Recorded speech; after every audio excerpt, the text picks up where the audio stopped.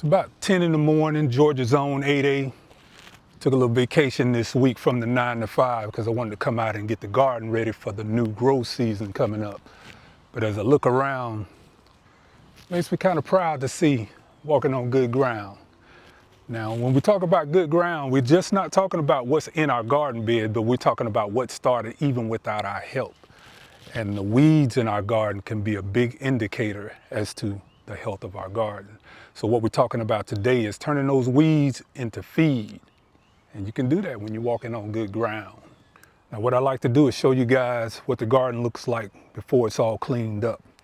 You see right there in this bed, we got some chickweed growing in there. We're gonna tell you what we can do with that chickweed. Right around here, we got some ryegrass. You see that? We're gonna tell you what the ryegrass is gonna do for us. Right there, you got that henbit. And as it starts to warm up, that henbit's gonna disappear. So you're gonna be able to use that before nature takes its course. This is what I use as my soil test. You can go around all of my garden beds. You're gonna have a nice array of different weeds. Over here, we have some horseweed in there. Those little ones down there on the bottom, we got some corn salad in there. Again, our chickweed. We have some clover mixed in there. Then you have some dandelion right here. All of these are indicators as to the health of your garden. Now we're gonna come out and we're gonna weed eat all of this and we're gonna get this looking nice and pretty so we can get the growth season going. But before we get rid of all of these, what are perceived to be weeds, we're gonna show you how we can use these and the benefits of these weeds. Turn to feed that can benefit our garden. Now what I like to do is come out early in the morning and you can see that sun starting to peek through now. But we're gonna start harvesting a lot of these little stuff here before we come out and weed eat them. And again, you got your henbit here. You got some horseweed right here. And we're just cutting all of this up. We're gonna make an FPJ out of this.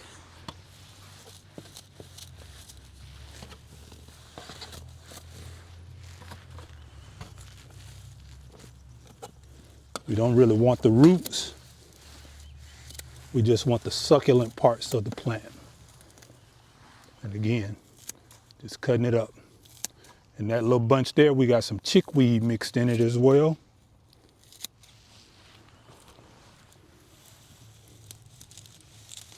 Some horseweed in that. All of these are good succulents. And rather than just tossing all of this stuff in the trash, you have some ryegrass in here. And I'm gonna tell you what all of this stuff means to us as we start moving forward. Just like cutting it up real fine. And if you guys were already with me when we made our henbit FPJ, it's gonna be pretty much the same thing. The difference is all these other weeds that we're adding in here, and the question has been asked, like what can you do with other weeds? You can do this pretty much with any weeds around your garden. Just look up what the medicinal values of them are.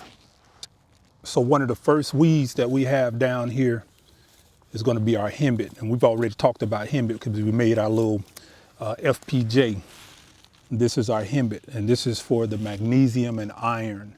Now, most people think about nitrogen when we start talking about the green effect that we want to have in those spring plants coming up. But this is what I use, the henbit, to get that nice chlorophyll from that green in the plants without that watery effect that you get from adding nitrogen, which invites in insects because of the simple sugars that that nitrogen produces.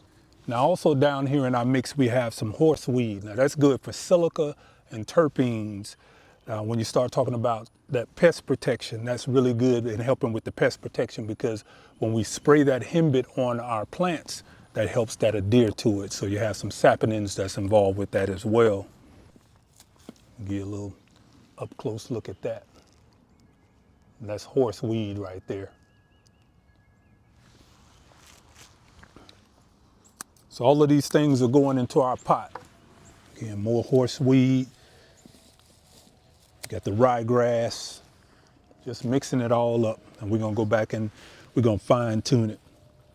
Now realistically, I would have came through with the weed eater, knocked all of this stuff down, and then came by and scooped it up in my bucket and then we'd have made this thing a lot faster. But I wanted to show you guys the details of what we were collecting here, so you would know how to scavenge from around your own garden and being able to harvest some of these very valuable weeds that we're gonna turn into feed. And that's because you're walking on good ground.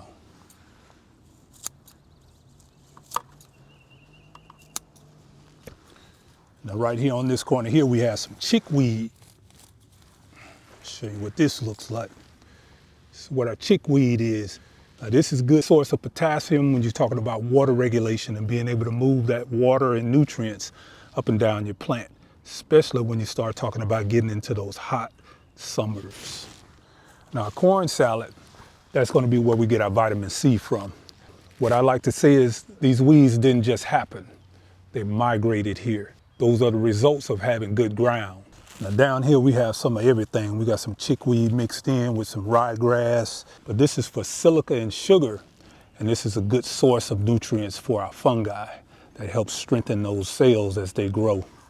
Now here's one of my favorites. These are dandelions right here, and they're able to pull those minerals from deep down in the soil and feed those to our plants that normally can't get down that deep. So that's one of the main reasons I love having dandelions available. So we're just going to take the tops off of these. Now, all of these plants that we're harvesting right now, they grew on their own. We didn't put no seeds out. We didn't fertilize them, and they come up, they're lush and green. So what that's telling us is the seeds fall in many places, but they thrive here. That's the result of the good ground. When I look at what we've harvested so far in our bucket, that's no doubt telling me that something way bigger than us is at work. You look at all of this on the side of these beds. That's basically nature beating us to the punch and storing these nutrients in these plants. Something that if we only just recognize the value of, we can take those same plants that's been storing those nutrients all through fall and the wintertime. We can use these plants in our fermented plant juices as boosters all year long. This is a vital mix of nutrients. Once again, we have a corn salad down here.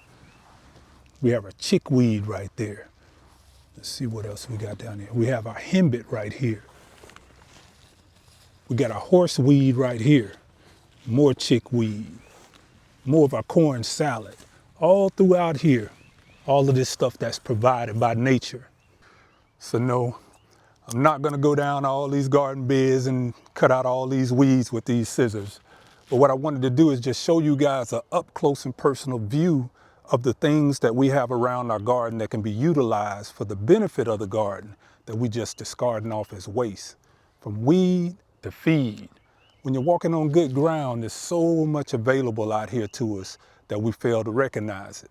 So really what this video is about is allowing you to see the garden in its raw form and everything that it has to offer beyond that of the scope of our imagination. We can take these simple weeds and turn them into feed. All of that is by design. Now, oftentimes we throw these weeds out, no use to us. But what I wanted to show you by how valuable these tools are, and we have them right at our disposal. We can stop running up to the big box store and literally harness the power of what's already in our garden. FPJs, fermented plant juices. This is a natural Korean farming technique that's been done for thousands of years. You're taking stuff that normally is waste in the garden and you turn it into something useful, something valuable, something that's going to add back into your environment, something that's natural. Isn't that what it's all about?